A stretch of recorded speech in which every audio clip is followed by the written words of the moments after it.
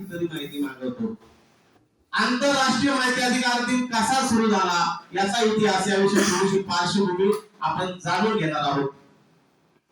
आणि हा आंतरराष्ट्रीय माहिती अधिकार दिन आपल्याकडे का चालू झाला?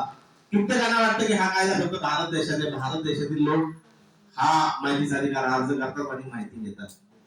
सर्वप्रथम स्वीडन देशात हा कायदा 1766 ला आला. 1766. कोलंबियामध्ये 1888 ला हा कायदा आला. फ्रेंच, डेन्मार्क, नॉर्वे, तुम्हाला जागा नाही का इकडे? जागा आहे. नॉर्वे इतर देशांमध्येही हा कायदा आला.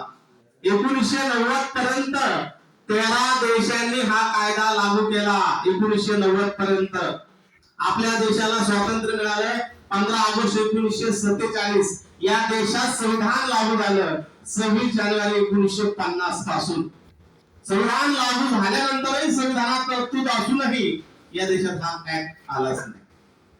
2002 मध्ये बल्गेरिया या देशामध्ये 25 सप्टेंबर ते 28 सप्टेंबर माहिती अधिकाराची इतर देशाने परिषद भरवली होती. माहिती अधिकारावर काम करणाऱ्या संघटना बल्गेरिया देशामध्ये एकत्र झाल्या होत्या. फ्रीडम ऑफ इन्फॉर्मेशन नेटवर्क या हेतूखाली या संघटना एक आल्या आणि माहिती अधिकाराचा स्फोट बल्गेरिया देशातून झाला. आणि 28 सप्टेंबर ही परिषदेची शेवटची तारीख होती आणि तिथून 28 सप्टेंबर हा आंतरराष्ट्रीय माहिती अधिकार दिन साजरा करण्याचं ठरलं.